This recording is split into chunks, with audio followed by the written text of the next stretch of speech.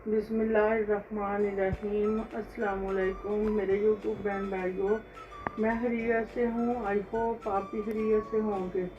आज हम बनाएंगे चने की दाल और मसूर की दाल मिक्स करके।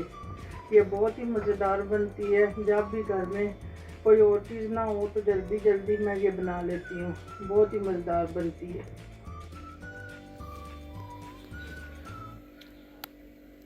अब हम एक कप दाल चने की और आधा कप मसूर की दाल, इनको मैं 2 घंटे के लिए भिगो दूंगी।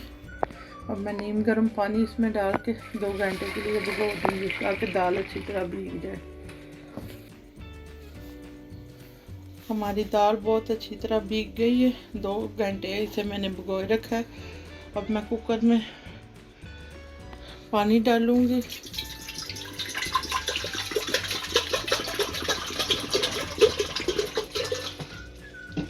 उसके बाद दाल को शामिल कर दूंगी।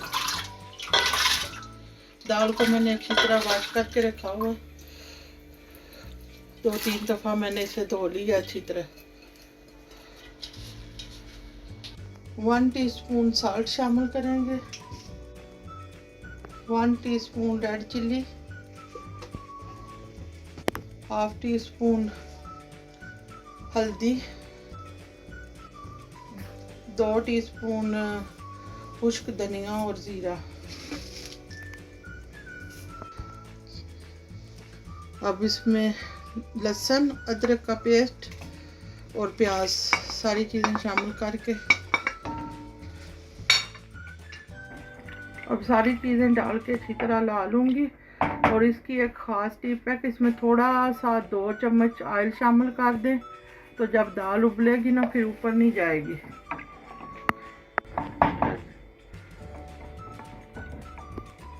अब मैं प्रेशर कुकर के ऊपर ढक्कन लगा दूँगी और 10 मिनट के लिए इसको गलने के लिए छोड़ दूँगी।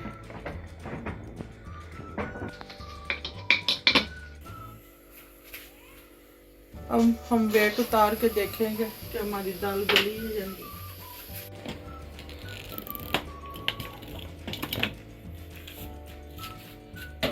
हम दाल को अच्छी तरह मिक्स होने के लिए रख देंगे। जब अच्छी तरह गल जाए, मिक्स हो जाएगी ना, तो फिर हम इसको तड़का लगा देंगे।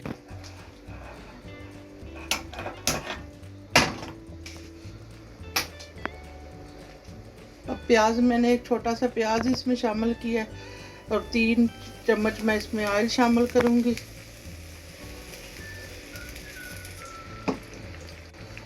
देर प्याजों को फ्राई करूंगी।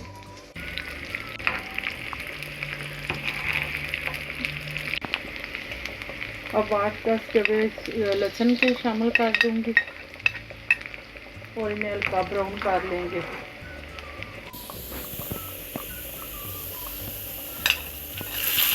अब इसमें मैं सब्ज़ मिर्चें शामिल कर दूंगी और मैं थोड़ी देर फ्राई करूंगी।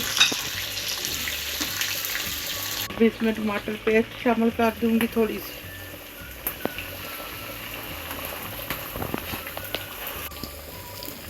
अब इसको थोड़ी देर के लिए अच्छी तरह फ्राई करूंगी। ये मैंने ताज़े टमाटरों की थोड़ी सी पेस्ट शामिल कर दी है।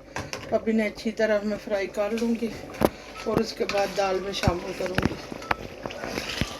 अब इसको सारे मसाले को मैं दाल में शामिल कर दूँगी।